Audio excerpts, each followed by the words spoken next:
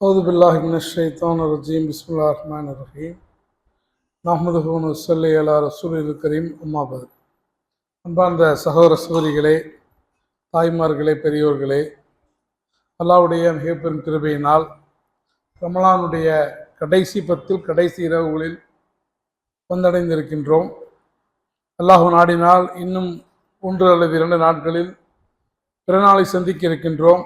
அந்த அடிப்படையில் இன்றைக்கு ஜக்காத்துல் ஃபித்ரை பற்றி தான் பேசலாம் என்று எண்ணியிருந்தேன். ஆனால் தொழுகைக்கு வருவதற்கு முன்னால் 2 விஷயங்கள் கண்ணில் பட்டன. ஒன்று, இன்றைக்கு நீங்கள் செய்தித்தாள்களில் கூட படிச்சிருக்கக்கூடும். திருநெல்வேலி பக்கத்தில் ஒரு ஊரில் ஒரு கார் எரிந்து, அந்த எரிந்த காரின் உள்ளே 4, அதாவது ஒரு முஸ்லீம் ஆண், பெண், அவருடைய 2 குழந்தைகள் எரிந்த நிலையில் மீட்கப்பட்டார்கள். அதற்கான காரணத்தை படிக்கும்போது மனம் பதைபதித்து விடுகிறது. என்னன்னு கேட்டிங்கன்னா, சென்னையில் இருக்கிறாங்க, கடன் தொல்லைகள் அதிகரித்து விட்டன. இந்த கடன் தொல்லையை அடைப்பதற்காக நந்தம்பாக்கத்தில் இருக்கிற வீட்டை விற்றும் கூட கடன் தொல்லை தாங்க முடியாமல் அவங்க அங்கேயும் திருநெல்வேலி வரைக்கும் வந்து ஆத்தங்கர பள்ளிவாசலுக்கு வந்து அங்கே தொழுதுட்டு, அதற்கப்புறம் அந்த கார்லே தன்னுடைய 2 குழந்தைகள் மேபி பள்ளிக்கூடம் போகக்கூடிய வயசில் தான் இருக்கிறாங்க. நஸ்ரீன் பாத்திமான்ற ஒரு பிள்ளை, காஜாங்கிற ஒரு பையன். ஸோ 4 பேரும் அங்கேயே பெட்ரோல் ஊற்றி எரிந்து சாம்பலாக உயிரோடு அந்த எரியக்கூடிய நேரத்தில் மற்றவங்க பார்த்து காவல்துறை தகவல் கொடுத்து மீட்கப்பட்டிருக்கார்கள். இது சமூகத்தினுடைய ஒரு மோசமான சூழலை சுட்டி காட்டுகிறது. இது ஏதோ அவர்கள் மீது மட்டும் தப்பு என்று நாம் ஒதுங்கி விடாமல், ஒட்டுமொத்தமாக இப்படி ஒரு நிலை வருவதற்கு அனுமதித்த சமூகத்தினுடைய கூட்டு மனசாட்சிக்கு இதில் பங்கிருக்கிறது. நாம் இஸ்லாம் சொல்லக்கூடிய அடிப்படையில் வட்டி இல்லாத கடன் நிதியங்களை வைத்திருந்தால் இப்படி ஒரு நிலை ஏற்பட்டிருக்குமா என்பது கேள்விக்குறிதான். இன்றைக்கு ரமலானிலே கூட, பிற நாட்களில் கூட, நம்முடைய திருமணங்களிலே கூட பொருளாதாரம் இருக்கிறது என்பதற்காக நம் அளவுக்கு மீறி செலவு செய்யக்கூடிய மனப்பாங்குகளும்,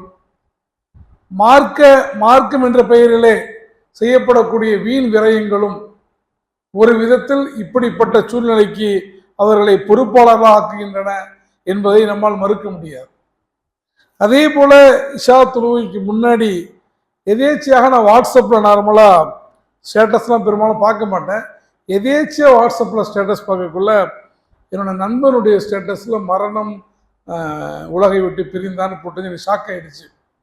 உடனே மெசேஜ் பண்ணால் எந்த ரெஸ்பான்ஸுமே வரல. ஏன்னா கிட்டத்தட்ட சென்னையில் பணி செய்த போது பழக ஆரம்பித்த நட்பு. ஆனால் கடந்த 5-6 வருஷமாக மீட் பண்ணவே இல்லை நேரில்.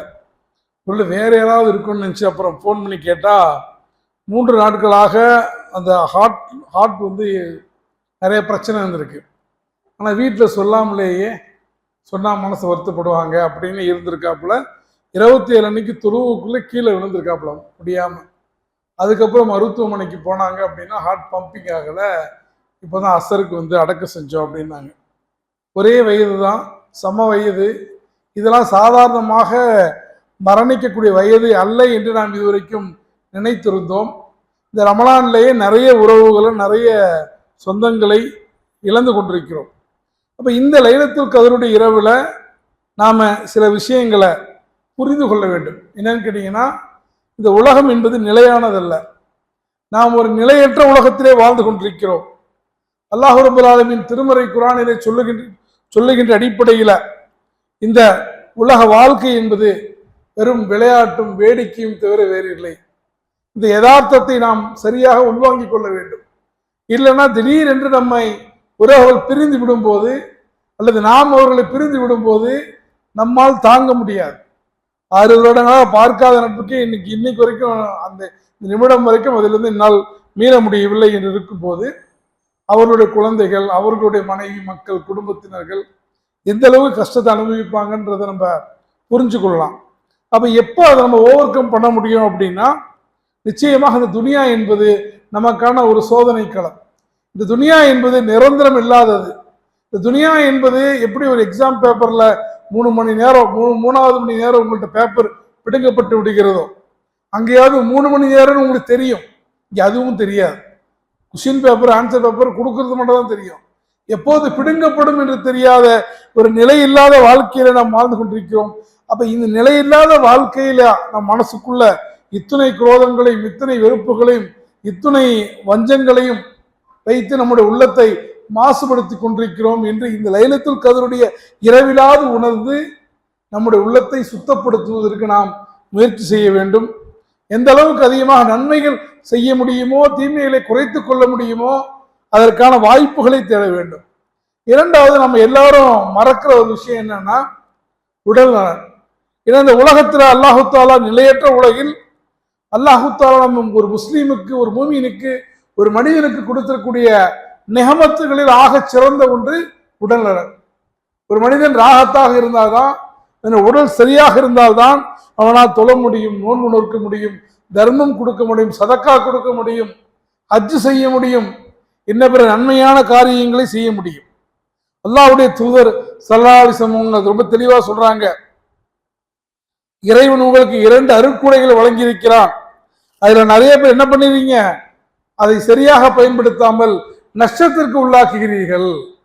அந்த 2 அருட்கொடைகள் எது என்றால் ஆரோக்கியம் மற்றும் ஓய்வு என்று சொல்கிறார்கள்.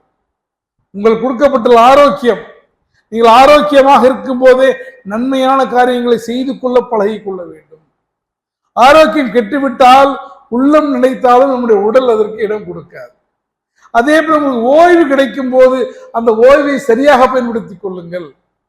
இல்லை என்றால் ஓய்வு இல்லாத காலங்கள்ல சரி அப்பயே இந்த காரியத்தை செஞ்சிருக்கலாமே என்று கை சேதப்படக்கூடிய நிலைமைக்கு நாம் மாறிவிடுவோம். இன்னைக்கு நம்முடைய உடல் நலன்களை பேணி பாதுகாத்துக் கொள்ளாமல் நம்முடைய குடும்பம், ஊரு, சொத்து, கடன்களை அடைக்க வேண்டும் என்று எப்போதும் பணத்துக்கு பின்னாலேயே போய்கொண்டிருக்கக்கூடிய காரணத்தினால் நம்ம நோய்கள் அதிகரிக்கக்கூடிய ஒரு காலகட்டத்தில் இன்னைக்கு வாழ்ந்து கொண்டிருக்கிறோம். குறிப்பாக வளைகுடாவில் இருக்கிறவங்க குடும்பங்களை விட்டு வேறு ஒரு சீதோஷ்ண நிலை, அவங்களுக்கு சரிப்படாத உணவு, இதனால நிறைய பேர் வெளிநாடுகளில் வர்றவங்க பார்க்குறீங்க, 45-50 வயசுல என்ன பண்றாங்க, நிரந்தர நோயாளிகளாக மாறி போவதை பார்க்கிறோம். குடும்பத்தை கவனிக்காம, உடலை கவனிக்காமல் பணம் சம்பாதிச்சுட்டு அந்த அத்தனை பணத்தையும் இங்க வந்து என்ன பண்றாங்க, மருத்துவமனையில் தான் இன்னைக்கு கொட்டி கொண்டிருக்கிறார்கள். நான் இது மிகைப்படுத்தி சொல்லவில்லை, நீங்க எந்த மருத்துவமனைக்கு வேணா போங்க. முஸ்லீம்களுடைய இடஒதுக்கீடு கொடுக்காமலேயே முஸ்லீம்கள் அதிக இடஒதுக்கீடோடு இருக்கக்கூடிய ஒரு இடம் எதுன்னு கேட்டீங்கன்னா மருத்துவமனைகள் தான். அப்ப நிச்சயமா நோய்கள் வரும்போது செலவுகள் அதிகரிக்கும். செலவுகள் வந்தால் கடன் சுமை அதிகரிக்கும். அல்லாஹ் பாதுகாக்கணும். சில சமயங்களில் கடன் சுமைகளை சமாளிப்பதற்கு வட்டி போன்ற காரியங்களுக்கும் மனிதர்கள் தள்ளப்படக்கூடிய சூழ்நிலையை பார்க்கிறோம்.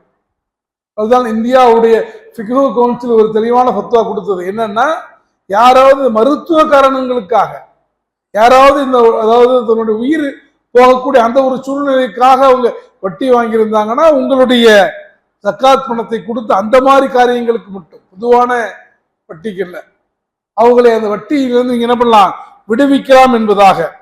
அப்ப இது எல்லாமே சேர்ந்து இறுதியாக மனிதனுக்கு மன அழுத்தத்தை ஏற்படுத்தி மரண பயத்தை அதிகரிக்கும். ஒரு மனிதன் மரணத்தை விட்டால் அவனுக்கு ஏற்படக்கூடிய வேதனையை விட அவனை சுற்றி இருக்கக்கூடிய சொந்தங்களுக்குத்தான் வேதனை அதிகம். அவரு நல்லவரா இருந்தா நிம்மதியா மௌத்தாயி நேரம் பண்ணுவாரு, சொர்க்கத்தினுடைய பூஞ்சோலையை அனுபவிக்க போய்விடுவார்.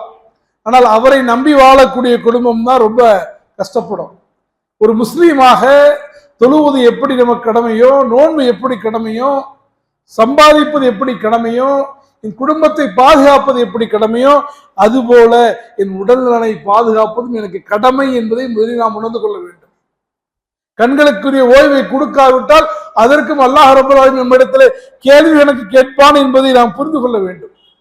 அல்லாஹ் திருமறையிலே சொல்லி காட்டுகிறான், மனிதர்களே உங்களை நீங்களே அழித்துக் கொள்ளாதீர்கள், உங்களை நீங்களே அழித்துக் கொள்ளாதீர்கள், உங்களுக்கு ஓய்வு கிடைக்கக்கூடிய நேரத்தில் ஓய்வை பயன்படுத்திக் கொள்ளுங்கள் என்பதாக அல்லாஹ் தஆலா சொல்லி காட்டுகிறான்.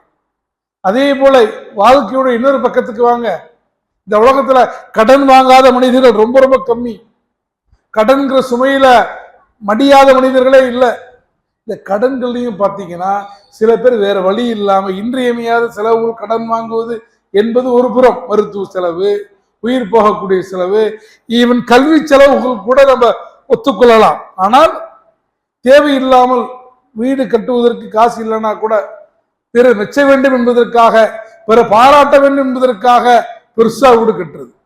வாழ போறது ஒரு 4 பேர், அதுக்கு 40 பேர் வாழ்ற மாதிரி ஒரு வீடை கட்டுவது, இல்ல தேவையில்லாமல் கார் வாங்குவது, தேவையில்லாமல் வியாபாரத்தை அடுத்தவன் முன்னால் பெரிய ஆளாக இருப்பதற்காக வியாபாரத்தை கடன் வாங்கி, வட்டிக்கு வாங்கி, இஎம்ஐக்கு வாங்கி, நிறைய பேர் உட்கார்ற சோஃபால இருந்து கட்டுற வீடு வரைக்கும் இஎம்ஐ இல்லாம வாழ முடியாத ஒரு சமூகத்திலே இருந்து கொண்டிருக்கிறோம்.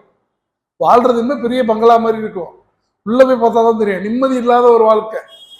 எந்த ஒரு மனிதன் கடன் இல்லாமல் வாழ்கிறானோ அவனை போல ஒரு நிம்மதியான மனிதன் யாரும் கிடையாது. இந்த நிமிஷம் எனக்கு மௌத்து வந்துச்சுன்னா எனக்கு கடன் இல்லை அப்படின்னா நிம்மதியா என்ன பண்ணலாம், நம்ம போகலாம். அப்ப நம்ம என்ன பண்றோம், அந்த உடல் நலத்தை இன்னும் அது மோசப்படுத்தி அதிகப்படுத்துகிறது. நிச்சயமாக நல்லவர்களோ கெட்டவர்களோ யாராக இருந்தாலும் மரணம் வரும். அப்ப எந்த சொத்துக்காக, எந்த பொருளுக்காக, எந்த காரு வீடுக்காக நாம் வாழ்ந்தோமோ அதையெல்லாம் விட்டு விட்டுத்தான் நாம் செல்லக்கூடியவர்களாக இருப்போம். நம்மோடு அப்போ வரப்போவது நிச்சயமாக நம்முடைய நல்லமல்கள் மட்டுமே. நாம் செய்த வணக்கங்களும், நாம் செய்த தொழுகைகளும், நாம் ஓதிய குர்ஆன்களும் நமக்கு துணையாக வரும். பெருமானார் ஸல்லல்லாஹு அலைஹி வஸல்லம் சொன்னாங்க, இறந்தவரை யார் மரணித்து விடுகிறாரோ அவரை 3 விஷயங்கள் பின்தொடரும். ஒன்று அவரது குடும்பத்தினர்கள், இரண்டாவது அவரது செல்வம், மூன்றாவது அவரது செயல்கள். குடும்பத்தினர் திரும்பி விடுவாங்க, செல்வம் திரும்பிவிடும், அவருடைய அமல்கள் மட்டும் அவரோடு நிலைத்திருக்கும். நம்ம அமல் சரியா செஞ்சிருந்தோம்னா அது நம்மோடு என்ன பண்ண நிலைத்திருக்கும். ஒருமுறை பெருமானார் ஸல்லல்லாஹு அலைஹி வஸல்லம் அவர்கள் இருக்கும்போது அன்னை ஆயிஷா ரலியல்லாஹு அன்ஹா ஒரு ஆட்டை பங்கிட்டு கொடுக்கிறார்கள் எல்லா சஹாபாக்களுக்கும். எல்லாருக்கும் போக இவங்களுக்கு என்ன பண்ணுதுன்னா ஒரே ஒரு சப்பை, ஒரு எலும்பு தான், ஒரு சப்பை தான் இவங்களுக்கு கிடைக்குது. ரசூலுல்லாஹ் கேட்கிறாங்க, ஆயிஷா நமக்கு என்ன கிடைத்தது என்ற போது இது மட்டும்தான் மிஞ்சியது என்று சொன்னார்கள். இல்லை, நீ எதை மற்றவங்களுக்கு கொடுத்தியோ அதுதான் நமக்கானதுங்கிறாங்க.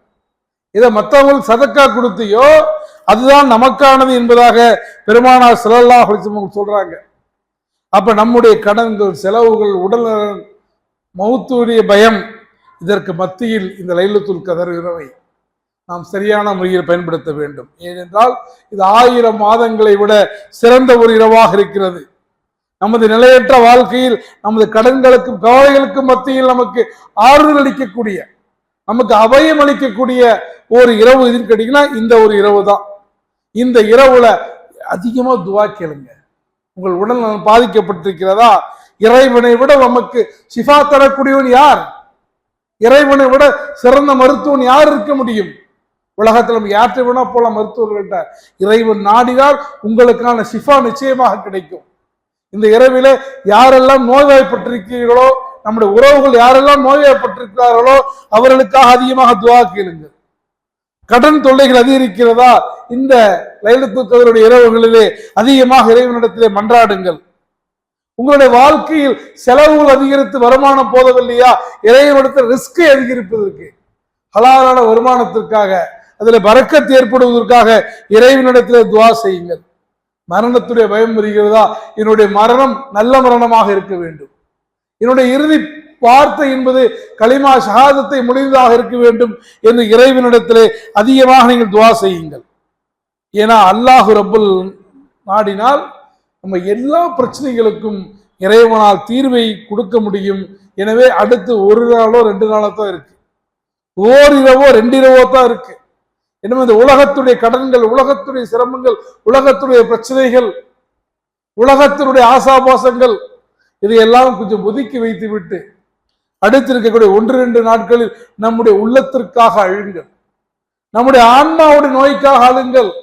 இந்த உலகத்தில் நாம் சந்திக்கக்கூடிய எல்லா பிரச்சனைகளுக்கும் தீர்வு இறைவனை நினைவு கூறுவது கொண்டே உள்ளங்கள் அமைதி பெறுகின்றன.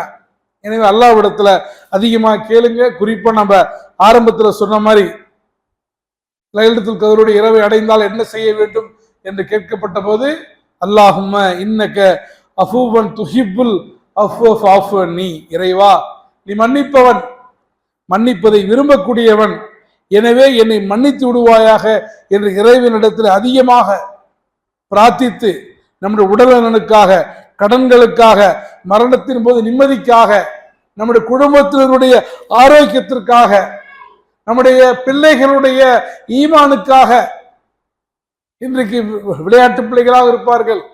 நாளை அல்லாஹ் நாடினால் நமக்கு புத்திமதி சொல்லக்கூடிய பிள்ளைகளாக அவர்கள் வர வேண்டும். அதற்காகவும் நாம் என்ன பண்ணுவோம், லைலத்துல் கத்ருடைய அடுத்த 1-2 இரவுகளை தவற விடாமல் எந்த அளவுக்கு இரவிலே விழித்திருந்து இறைவனிடத்தில் அதிகமாக தௌபா செய்து இந்த உலக பிரச்சனைகளிலிருந்து தீர்வுகளை தேடக்கூடிய லைலத்துல் கத்ருடைய இரவுகளாக வரக்கூடிய இந்த இரவுகள் மாறட்டும். அல்லாஹ் ரப்புல் ஆலமீன் அப்படிப்பட்ட பாக்கியத்தை பேசக்கூடிய எனக்கும் கேட்கக்கூடிய உங்களுக்கும் தருவானாக என்று துவா செய்தவனாக இந்த சுற்றுரை நிறைவு செய்கிறேன். வாஹிர் தவான் அல்ஹம்துலில்லாஹி ரப்பில் ஆலமீன். அஸ்ஸலாமு அலைக்கும் வரஹ்மத்துல்லாஹி வபரகாத்துஹு.